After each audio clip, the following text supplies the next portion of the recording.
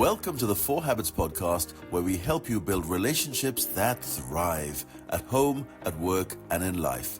We're Dr. Andrea and Jon Taylor-Cummings, and every week we bring you actionable insights to create meaningful connections and lasting success. So let's dive in. So today we're having that all-important conversation about conflict. How can we reshape the way that we turn up to conflicts and disputes? And with us in the studio is Jacinta Gallant, all the way from Canada. Welcome, Jacinta. Thanks for having me on this great show. Well, thank you for that. And we're really looking forward to our conversation. But as our audience knows, before we jump into that, we need to give you your proper introduction. So, Jon, please share the bio for us. We're now going to call this the official Jon slot. All right, here we go. There we go. All right, so Jacinta Gallant is a respected Canadian collaborative lawyer, mediator, and educator whose work has influenced conflict professionals around the globe. Renowned for her warm, insightful, and experiential teaching style, she has a gift for turning tense situations into opportunities for connection and growth. After years as a divorce lawyer, Jacinta faced the creeping threat of burnout. Determined to find a better way, she stepped back and immersed herself in the study of conflict.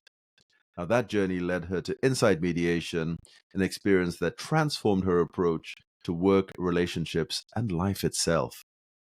Today, she helps conflict professionals engage more meaningfully with clients, manage disputes with empathy and skill, and rediscover the joy in their work. Her book, Going Steady, and we're going to be talking a bit about that in a moment, her book equips couples to have the deep, sustaining conversations that nourish long-term relationships. So whether in the courtroom, the classroom, or the community, Jacinta's mission is clear: to help people navigate difference with curiosity, respect, and connection. So, Jacinta, it's clear that you've built an international reputation for shaping the way that people think about conflict. But what's the big change that you would love to see in how we handle disagreements, both at work and at home? Yeah, well, it's interesting because people who are trained in neuroscience and people who study mental health, psychologists and social workers, I always thought that they had it figured out. Like, sorry, didn't you guys have this figured out? Here I was, in some ways, a warrior lawyer who went to court and fought the adversarial battle, who, as you said, really got to the point that why am I wasting my talent wrecking people's lives? Wow. When I could use my, I will say, talent to help people rebuild those connections. And so I completely left litigation. Wow. I remember my last day in court, I said to a judge who had once been a colleague, I said, this will be my last day in family court. And she just smiled and said, good for you. Because most lawyers will know that that isn't the place to end an intimate relationship. And in fact, it's a great way to destroy a new beginning. Yeah. Wow. Yeah. So I actually felt that it was socially irresponsible to continue taking my cases and going off to fight for the so-called justice. Now, that decision, that experience was coinciding with just my life, right? My kids were becoming young adults. I had a bit more space in my brain and in my calendar. So luckily, when the student was ready, the teacher appeared. And Cheryl Picard, who's the founder of Insight Mediation, happens to live on Prince Edward Island where I do. Amazing. She retired and came here. We met for lunch and I said, will you mentor me? Wow. And she did. So I took Tuesdays off. Not everybody who's running a professional practice can take a day off every week. I took Tuesdays off to study Insight, to immerse myself in understanding what the heck is going on when we experience that awkward or uncomfortable or like churning feeling. It tells us that there's something like not okay, but we don't really know what it is. And we tend to react. So as a lawyer, I was learning that many of the behaviors that lawyers display in everyday discourse and communication are skills that are valued in an adversarial process. Yeah. So telling, knowing the answers, persuading, justifying, proving. Yeah. All of those behaviors that I could go like, yeah, me, yeah, made us know-it-alls that a lot of people, let's be honest, find really annoying. I mean, let's be honest. A lot of people will say they have their idea of what a lawyer is, and it's not always very positive. Yeah. So I was kind of tired of people meeting me when I was in my normal, life saying, "You're a lawyer?" and being surprised. And I was tired of saying in response to people who might have asked, what do I do professionally? I would always say, I'm a lawyer, but. Oh. I'm a lawyer, Okay. but I care about people, or but I'm not an asshole, or but Yeah. but I really work hard to make sure that I'm serving communities. Whatever it was, I felt like I had to justify my professional existence. Yeah. Okay. So that's a long answer to your question, but it was really important to highlight that I was sick and tired of fixing.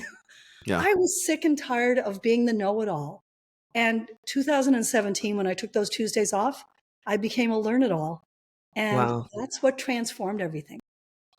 And what's really interesting, if we can stay with the story a bit, you mentioned that you were at risk of burnout because, of course, as a lawyer, always fighting for one side, it's heavy conflict. I always wonder, how do you, de-stress and kind of restore your own soul before the next battle, because you're always in that context. How, tell us a little bit about that journey and the approach you now take to Yeah. kind of encourage other professionals who have to deal with conflict all the time. Right. So I mean, really discovering that I was a know-it-all. It fit my personality. I'm assertive. I'm articulate, but I'm also fun, and I'm quite nice when you get to know me. But I would hear people describe me as, "Get her. She's aggressive. She'll fight your battle. She'll win your case." I'm like, me? Yeah. And I really, really needed to defy that stereotype, but I also had to accept that many of the behaviors that I exhibited were within In that line. category of know-it-all expert that I despised in my colleagues. So I had to learn to get over myself and to be very, insight teaches us to be curious in a productive way. So I started with an experiment in curiosity. I decided, okay, every time I catch myself making an assumption or, coming to a judgment about someone or something, that is when I caught myself, I said, I wonder. That's all I did. I just had to stop myself and go, I wonder. Something I really love about the way Cheryl Picard created the Insight approach to conflict is that it starts with noticing, like something that we can all do, whether you're an intuitive empath or someone who's really quite buttoned up emotionally, but is able to notice behaviors. So with Insight mediation, or the Insight approach to conflict, we want to first learn to notice behaviors that send us a signal. Right. So if it sends me the signal of resistance, I have to then catch myself. Usually I'm going to assume why they're saying it the way they're saying it, or I'm going to figure out, oh, they're just reacting because of this thing that happened 2 years ago. Like, I'm spending all this time in my mind figuring out the reason or the cause for what I'm noticing. And I mean, don't you see that with couples? Don't you do that in your own life? Like, Indeed. Yeah. Making decisions when you have no idea. but we think we know. Yeah. And so noticing is the first thing that you're taught with an Insight mediation or Insight approach to conflict. Because if you don't notice, you can't wonder. And if you're not wondering, you're knowing. And if you're knowing, you're not asking, right? You're not curious. And so what Cheryl did when she was really trying to figure out what she's doing when she's being an effective mediator, she started with those moments that tend to be the obstacles in the way of the dialogue. What's going on when people are losing their heads? What's going on when people are beginning an argument or a fight, or when they shut down and disappear? So by starting with noticing, we have something we can work with immediately. So what I found truly, surprising is in my work as a conflict educator, when I'm teaching noticing, every discipline, including those with mental health backgrounds, say, we didn't learn this. Yeah, that's You very know, powerful. to start from noticing is a simple thing that people can go, oh. And then when I'm first rolling out my training and it's increasingly showing up in trainings I'm doing with people who work in other fields, not just family law or conflict resolution. They're like, oh my God, I noticed this thing and it totally changed the way my teenager and I talked about this thing. People keep coming back and saying, and I was surprised, truly, well, I tried that and I can't believe how it changed the way the meeting went. So there's definitely something to it by teaching noticing first. Yeah. I want to ask a question. So I love the way you say people, we think that we know. I Yeah. would say some people actually would say they know that they know. Yeah. Yeah. Probably even an even worse definition of that. But Yeah. what examples, or can you share any examples of actual noticing going on, maybe in your relationships where you've noticed something? What does that look like to stop and to notice Yeah. something? Good question. So the beautiful part of it is that what I realized was that I was first noticing myself. Okay. So when I began to notice my own self behaving in a certain way, or if I felt that internal churn, that sort of, then what I was learning to do was go, oh, I'm bringing defensiveness. Mhm. I'm bringing resistance to this moment. So it's really great to use an example with my own relationship. So I'm a divorce lawyer. I'm still married to the guy I met when I was 21. Oh, Okay. Well done, amazing. you. We just came into, and we have this agreement that I don't talk about him, but I can talk about me. I love it.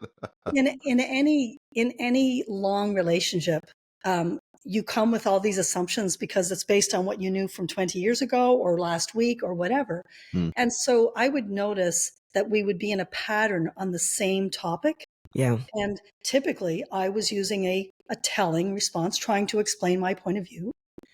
And he would use a similar response to explain his point of view. And, I'm like, why? And it would come back a year later or 6 months later. Like, it would just keep coming back. And so after I studied Insight, I realized, oh, my explaining is a conflict behavior. So I haven't taken to that step yet. My explaining, justifying, trying to persuade someone to see things my way, it will tend to be received by the other person as me trying to make them believe something, or worse, that I think I know them.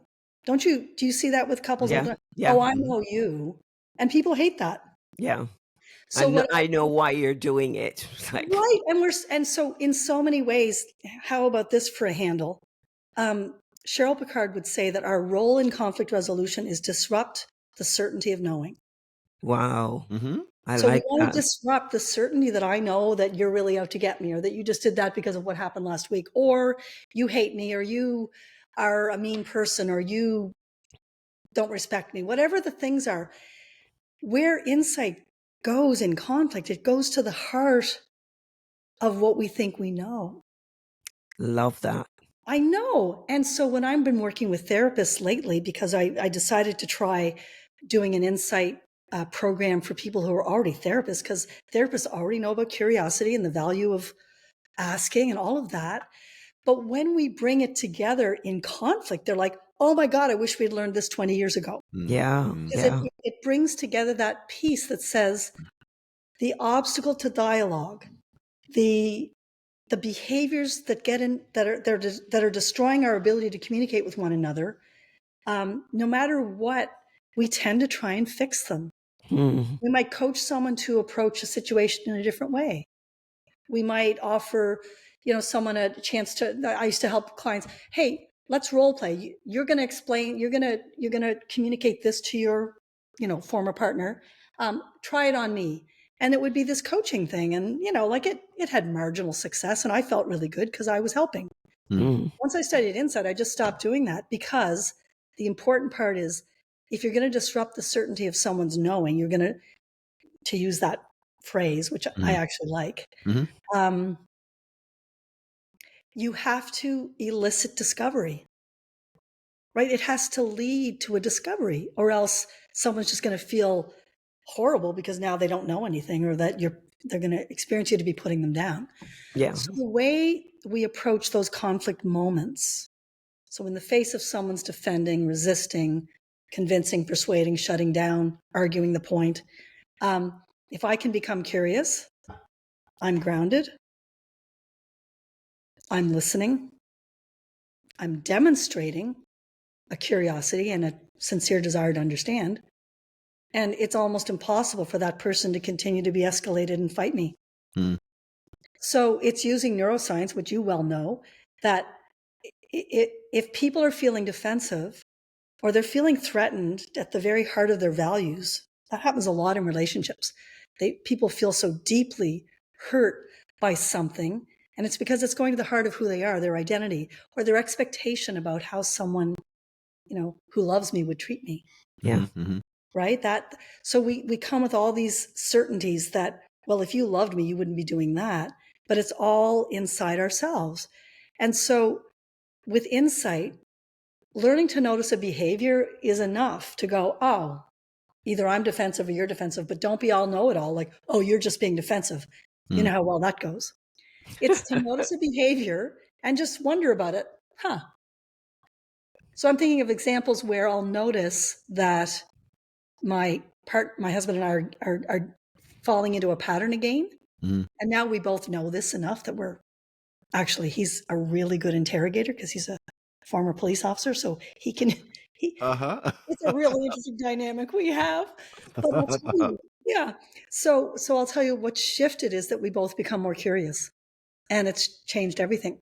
So in that example where you noticed that you were telling, because we're not talking about him, just about you. Yeah. In an example where you noticed that you were telling, so what did you do differently? So I stopped, and another key piece of insight is transparency. So I'll say, oh God, I noticed myself telling or explaining or justifying again. And if it's with someone I'm familiar with, I'm like, I know how annoying that is. Can we start again? Okay. Oh, amazing. So simple. But it starts with the noticing. For that example, the noticing was my own internal realization that I was defending. So with another example, my friend and I needed to have a tough conversation. We've been friends since we were 15. And it was really important because something had happened that was really hurtful. And we were both really struggling.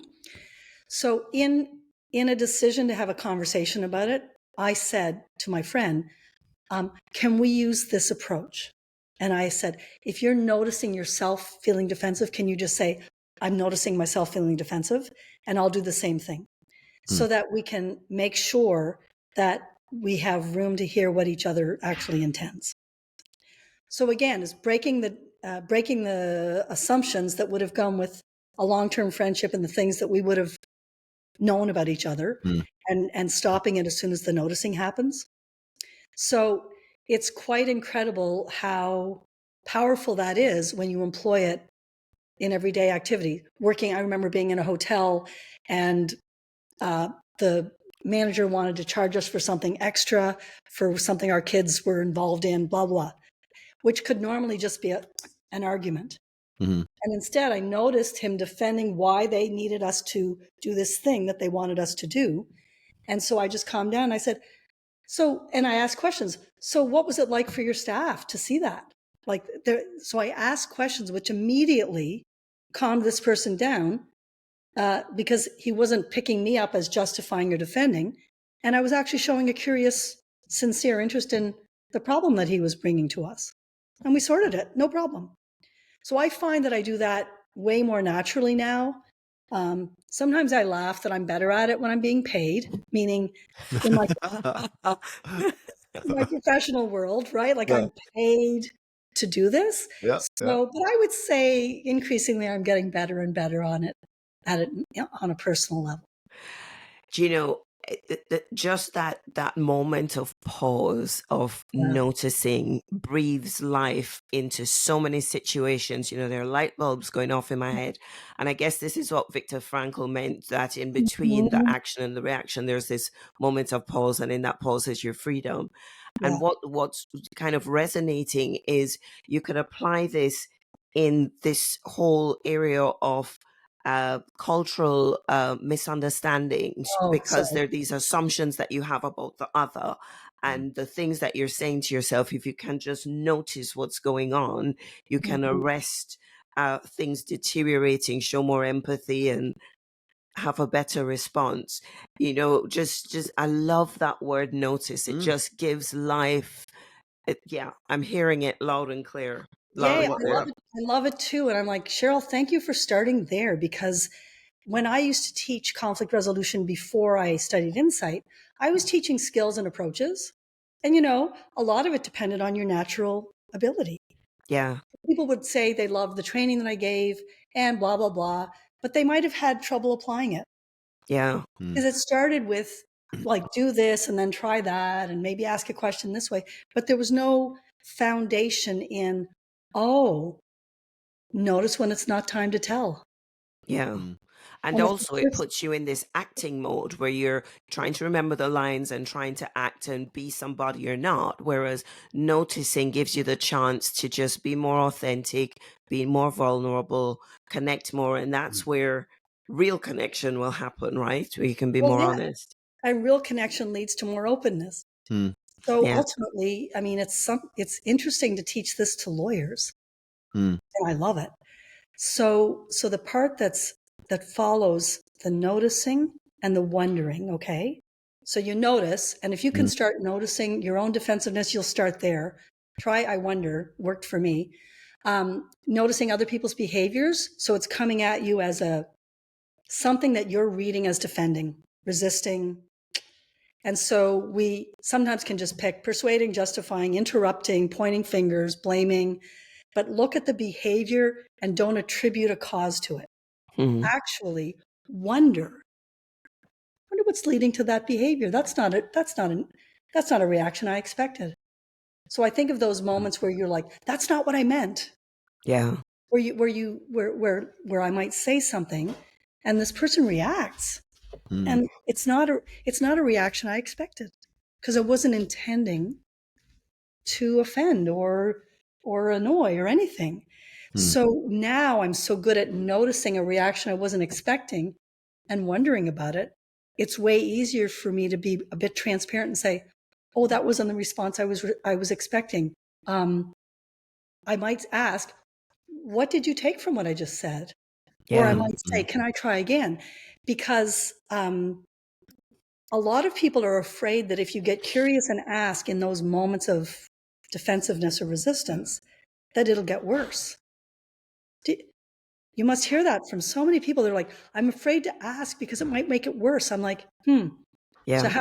how well is telling going? Right? How's There's that the going? question. How's that going for Right. you? yeah, Yeah. yeah. Is And it? so people will come back after they get the first taste of insight. And and because I'll do a lot of training with professionals and increasingly doing some with people who are just have to manage people. Um, and they'll come back with a story of something that happened at work or at home that just started with noticing, and they stopped assuming they knew what was going on and they asked a question. Done. I want to follow up on this noticing because Yeah. it's extremely powerful, and just as we talk more about it, my brain is going off in all sorts of directions. Yay. In the work that we do in conflict, and in our experience, people generally in a conflict situation will point the finger at the other person. It's always their fault. It's never Yeah. me. Yeah. So I mean, we say, look, we've never used the word noticing before, but a big part of getting conflict right is your own self-awareness, but also other awareness, taking responsibility for some of the things that you're doing, how you're coming across, how you're landing in their emotional bank account, as language that we use, etc. Yeah. When you use the word noticing, how much of that is noticing self, and how much of it is noticing the other? Is it both? Is it, where does Yeah. that balance fall? I'm going to say it's both when you're learning, Hmm. because one of the big barriers to responding in an effective, insightful way is your own defensiveness. Oh my God, if Hmm. I ask, it's going to get worse, or oh my gosh, I'm not comfortable anymore. So noticing your own thing and getting Hmm. curious about yourself will help you be more grounded. So the Hmm. whole idea is that's building on the neuroscience that says that curiosity benefits the giver and the receiver. It Right. brings satisfaction, security, and tension relief. because there's this sweet spot in our minds. If we're wondering about something, there's this moment of relaxing. Yeah. And there's an openness to learning. So I try to teach that curiosity's good, even if you're the only beneficiary for now, start there. Yeah. And so then when people experiment, noticing resistance or defending, and being curious about three things. One, I wonder what's feeling threatened that matters so much. But don't think you know. You actually have to wonder.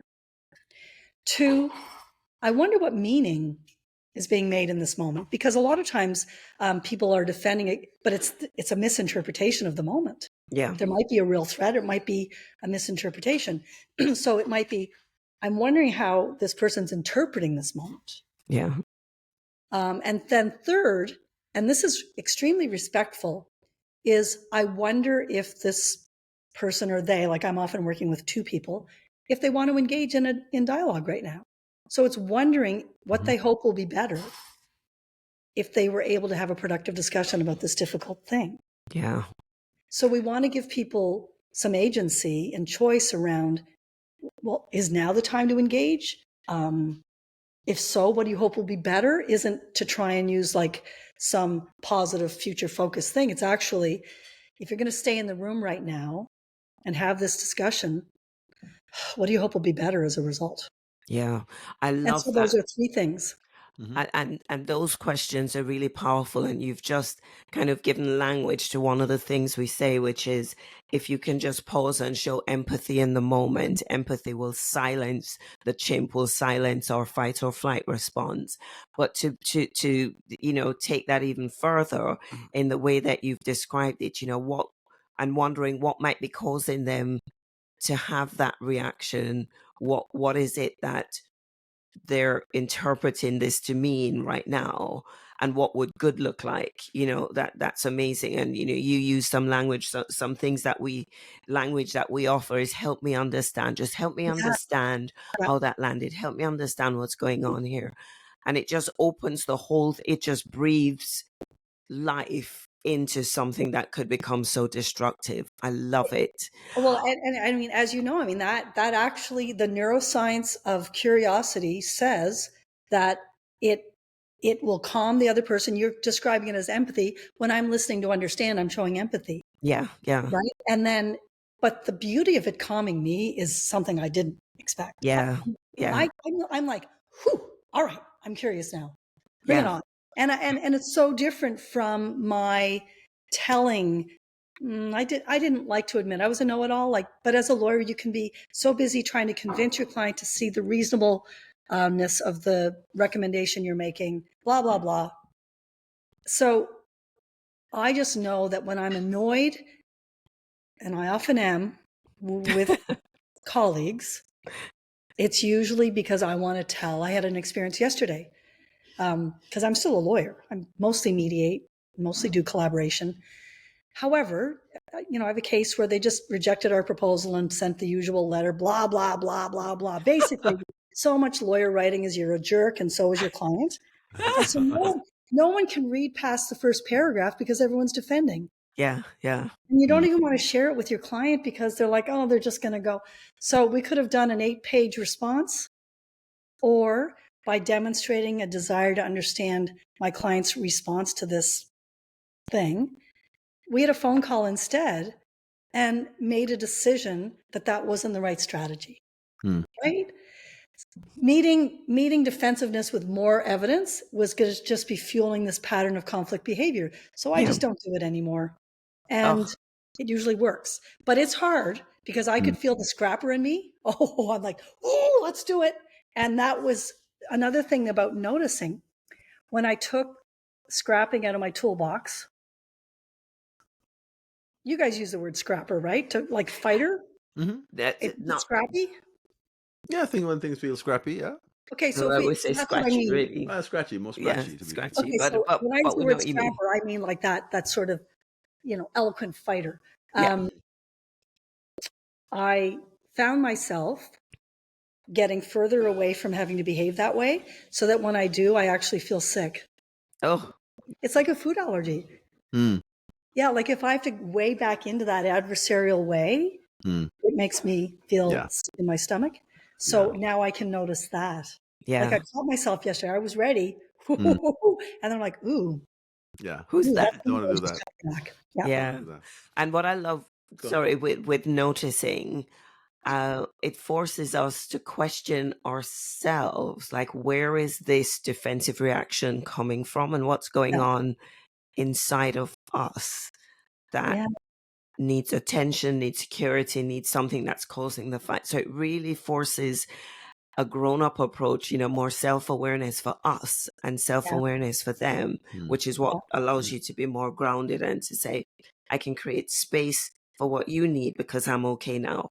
I just, there's my mind's going Yeah. off in so many different Certainly. directions on how to use it. Certainly both sides. Well, Gone. the interesting thing about because a big part of conflict resolution as a mediator, let's say as the conflict intervener, the person who's in the room to manage a couple or a family or a organizational conflict, it's easy to feel all the pressure to perform, that you're the show. And so a really important part of Cheryl Picard's approach is to redefine conflict and what it is. Do you want to hear that? Yeah. Okay. So if you think of the dominant negotiating or problem solving model that most, I'm going to say, conflict or dispute resolution professionals, including lawyers, are trained in, came out of the original Getting to Yes book that was written by Fisher and Urey in Harvard. And honestly, it was written so long ago, even they wouldn't be recommending anyone buy it. They've updated so many things, but you'll still see people going back to that as a foundational piece. And it's true, it helped us shift from people arguing about positions to being more exploratory of really what's underneath them. And it was better than litigation. It was better than positional bargaining, but it was based on a social theory that was not relational. Right. Like it was based on an individualist social theory. Yeah. And that assumed rational actions, that people would take in information and make the sound decision and act on it. We just had to get more information. So what Cheryl did was she's like, I'm not that was the interest-based model. She says, I thought I was an interest-based mediator, but I don't think I am. So she studied what it is that's happening and decided that what she was doing was working to gain insights. And she had to redefine conflict because in the individualist model, the conflict is about the thing. I mean, how often have you been in your own argument and it's about who let the dogs out, but it was actually about what happened 3 years ago on vacation? Indeed. Exactly. And how you So made you're me normal feel too. then. So you're normal too. Yeah. And so often in family law, we'd be trying to work with a couple and suddenly there's a big fight about this thing and everyone else is going, it's not about the car, it's not about the cottage, it's about something else. So we would say that, but we would still be stuck with this model that said, well, let's get more information. And as they explore what it is that's important to them about the car, maybe they'll find many ways to divide the car. And it never made sense to me. So it does work very well in lots of problem solving and conflict, or I wouldn't say conflict, dispute moments. But what Cheryl said was, wait, conflict is a pattern of defending behaviors. So I experience you in some way that leads me to interpret a threat. I feel that something that matters to me is threatened. Could be deeply embedded in my values and my identity, but also could just be a superficial threat, like I actually need enough money to make the mortgage payment, which may not go deeper. So Cheryl says, conflict is that ongoing pattern of defending behaviors.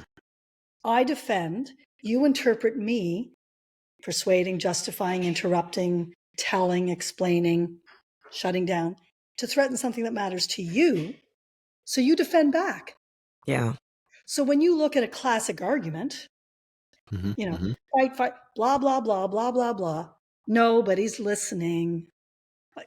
Nobody's there to understand. Yeah. And it persists. So you see it. You talked earlier about what we're seeing in society or intercultural conflict, and nobody's listening. Yeah. And so Cheryl's like, conflict is that escalating pattern of behaviors. If I defend and you listen to me and I feel heard and understood, sorry, we can't get up into the little black rain cloud of conflict. We can't. So by defining that, it's like, that makes sense to me.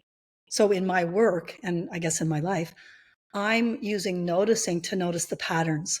Yeah. So if the pattern of behavior turns, if I'm working with another group or a couple, I'll notice their pattern of behavior getting argumentative. There's all kinds of behaviors that I can notice. And instead of trying to fix or contain them or say, hey, we agreed we wouldn't use blaming language, we're all here to try and solve a problem, man.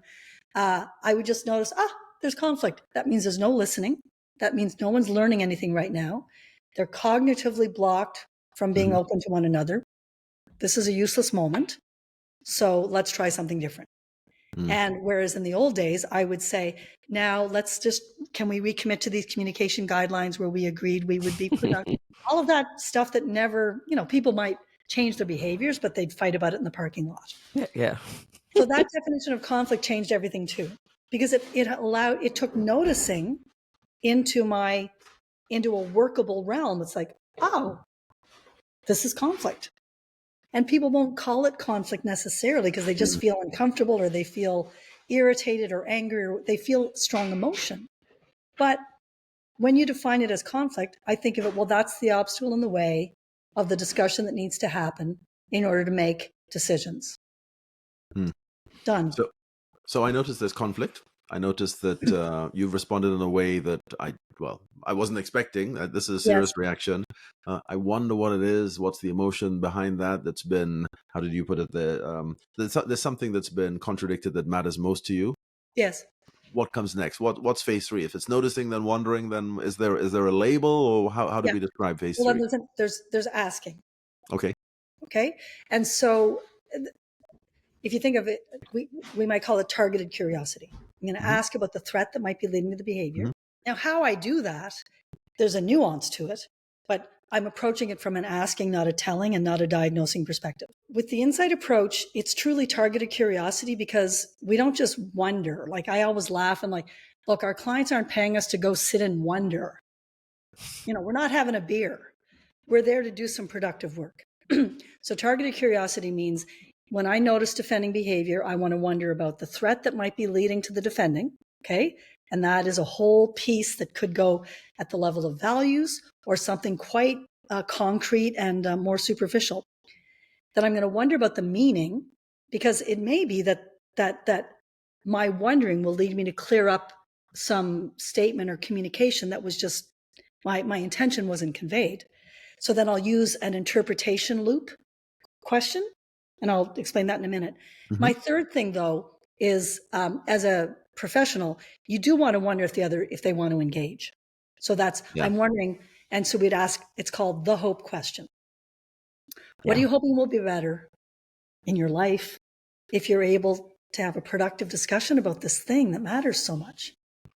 And so you actually ask that. You're not just wondering the words that I would use. Right. So my wondering turns into the hope question when it feels like there's truly almost impasse, because I want to respect people's agency and their emotional experience of this moment. So I might say, and you could reverse it, if I'm able to help you have a productive discussion about this, what are you hoping will be better in your life? Yeah. So that they get to decide. And if the answer is nothing, then maybe we end the session early like that. But most often people will say, I don't want to, well, I would hope that I won't wake up every morning with a knot in my stomach thinking about this. Yeah. I would hope that I can be more productive at work. So it's a very important question, but it's only one of the 3 areas that I might go to. So if I'm asking the hope question, it's because I'm really trying to understand, like, do they, I laugh sometimes when people are so tired of this process and it's taking forever and they're complaining, and yet they don't leave. Yeah. It's like there's a door, like right there. And it's There's open. no mediation jail here, right? And so when they don't leave, and they usually don't, it's because they hope that something will be better by Yeah. staying. I want to know what that is, not by turning them into some optimistic Pollyanna vision of the future, but actually, if you're going to stay here, what are you hoping will be better? Yeah. I can be so grounded because I'm truly curious. Yeah. Yeah. Asking about threats can feel scary. Yeah. And now that I do it all the time, it's as simple as saying, what are you most concerned about? Not what are you concerned about, which is very broad. Yeah. What are you most concerned about with this idea? Or what are you worried will happen if you try this? Yeah. And so we go, what are the obstacles in the way of moving this forward? And so obstacles, I might say, what are the what's feeling threatened that matters so much? I might say that now because I'm really comfortable with asking about threats. But we use the term threats as the way to describe what we're looking for. We don't often use the word threats with clients. Do you see? Like it's one of those things. So from an insight perspective, I wonder what's feeling threatened that matters so much. Yeah. And then the interpretation piece is kind of cool. It might resonate with therapy. I'm working with two people and I can notice they're defending, right? So I notice they're not listening to one another. But there may be a point in time where it's important to pick one person and say, Jane, what are you understanding from what she's saying? What are you taking from it? And then Jane says, well, I'm understanding that I'm just she thinks I'm a terrible mother anyway, and that I don't really have any role to play in the kid's future. And then I can say to, Joe, is that what you intended? Well, no. Okay, try again. And Jane, this time, listen for something new, something you haven't heard before. Wow. But I prepare clients, if I'm working with them, to say, this is a thing I do. Don't feel like it's a test. But there will be moments in our work together where I'll ask you to verify what it is that you're understanding and giving the other person to clarify or confirm. And it's only because what I've learned over the years is that people often stop listening to one another. And so my job's to help make sure you have a chance to understand. Yeah. Beautiful. So it's a verification of interpretation. And when we do that, we clear up. Like I'll often laugh and say, how often have you said that's not what I meant?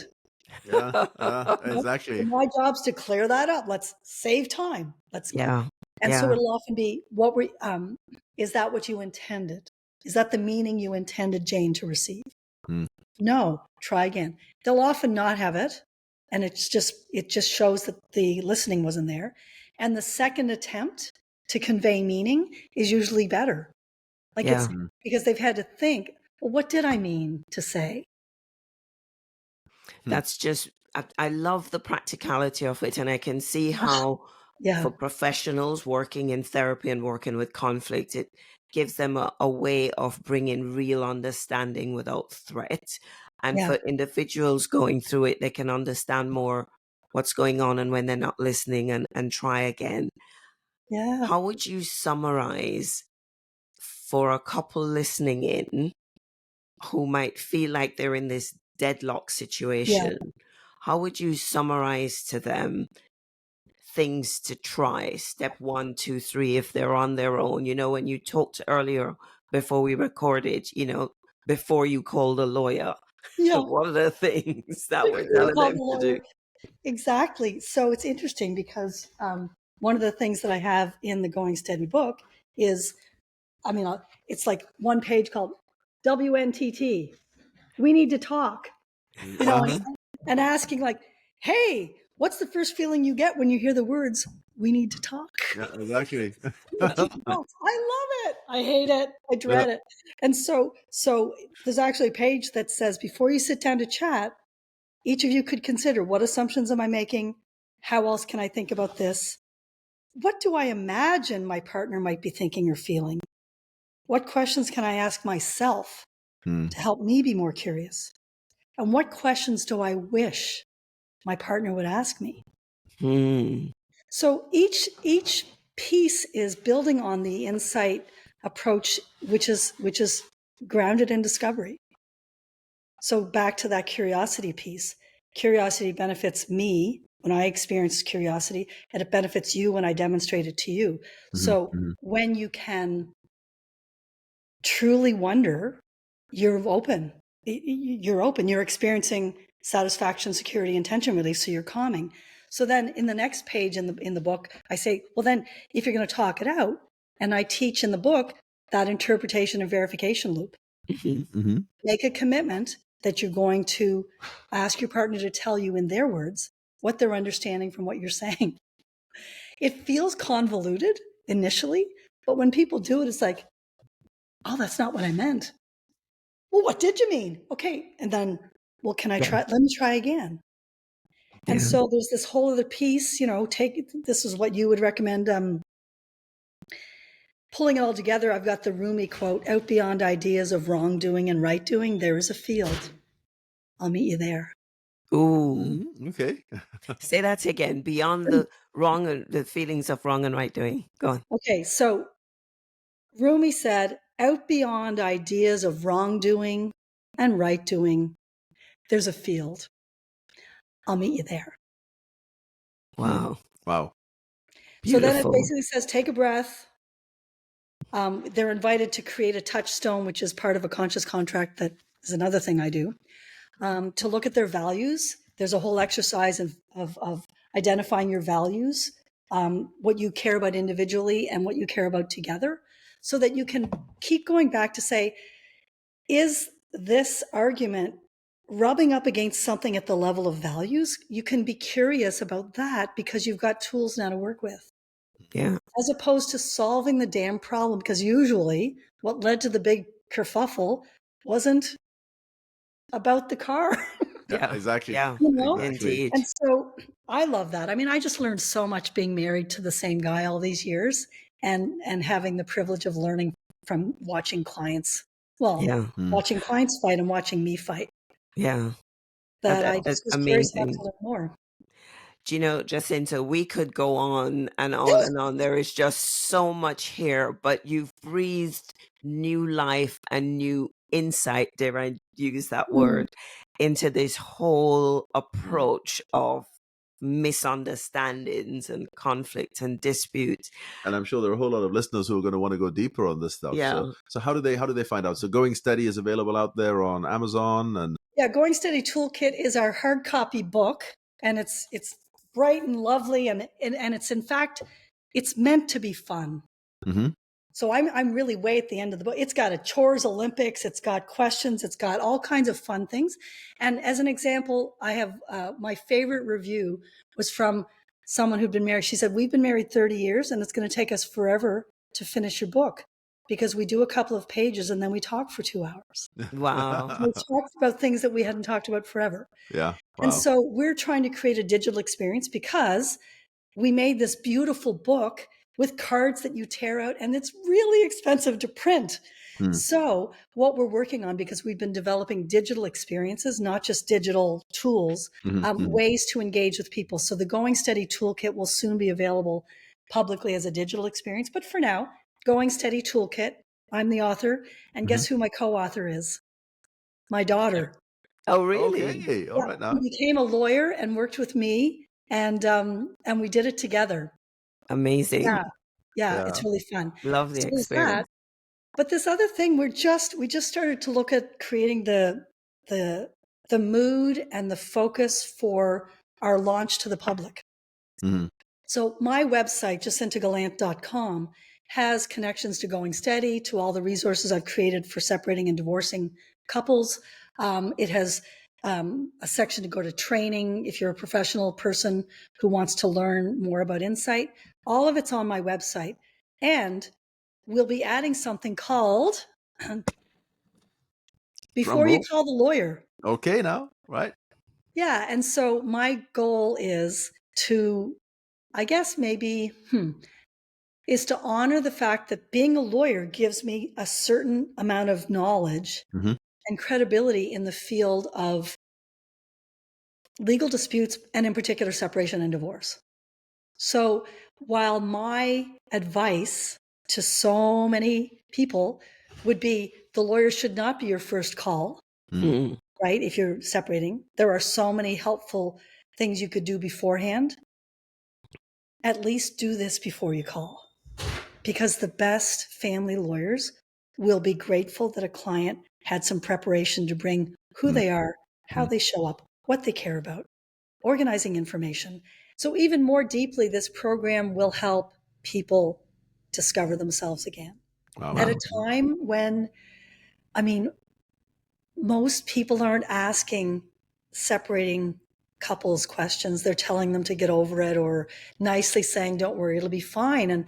And I had a few clients say to me, wow, no one's asked me these questions, gee, thanks. And so part of it is to say that everything that I'm creating is built on insight. So way less telling, blah, blah, blah, blah, blah. No. Discovering opens up your mind so that at the right time we say, you want some information? Go to this section, and we've got information. So one of the things that I find most satisfying in the work I do, because I'm working with larger groups now too, is I'll say to each individual, you get to be you. You get to be you, because if you have to fake it in order to make it, you'll be. This is not a sustainable business or family or co-parenting unit. Yeah. And so it isn't about making excuses for people who are different. It's saying, do you want to be you, or do you want to be the person that you thought you were supposed to be because you were in an unhappy relationship?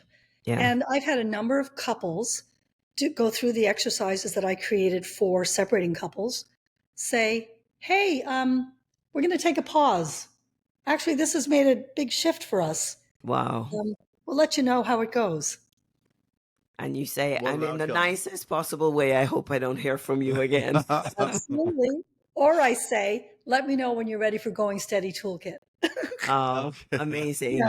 Well, we definitely need to check that one out. But For sure. Jacinta, thank you so much. You're effervescent with the information and the passion that you have, and I can see how this has shifted your whole approach to life and work into a much better place, where you're able to give life in the way that you and to enjoy your work. I can really get why you say that now, because you're breathing life into otherwise, or what would have been, very tense and possibly very dark places. So thank you. Thank you. I can hear a whole lot of people out there just saying, we need to find out more about this stuff here. So let us know how many more people are contacting you, coming through your website here just as a result of this. I certainly hope that happens. Some real nuggets out there. But thank you. It's been great having this conversation, and I'm sure lots of lives will be touched. Lots of people will benefit as a result. Well, so many practical takeaways that we'll be using and we'll be including in when we talk about the stuff that we do. We can include that and point them definitely to what's it called, Going Steady. Yeah. So and to the website. Yeah, but I've been noticing some things here, and I just wonder what's going on. Anyway, putting it into practice. Here we go. Well, I'm honored and really grateful to be able to share this, and I really wish we lived closer together, because I think we would have some fun. Well, just a small pond in the way. I know we can just use this and other online technology to stay connected. But for now, it is thank you, and to the audience this time, it's a wrap. It's a wrap. Thanks for being with us. See you next time. See you next time. Thanks for tuning in to the 4 Habits podcast. Now, if today's episode resonated with you, share it with someone who needs to hear it. And don't forget, take our free relationship skills quiz at the4habits.com/skills quiz to start improving your relationships today. Hit subscribe, and we'll see you next time.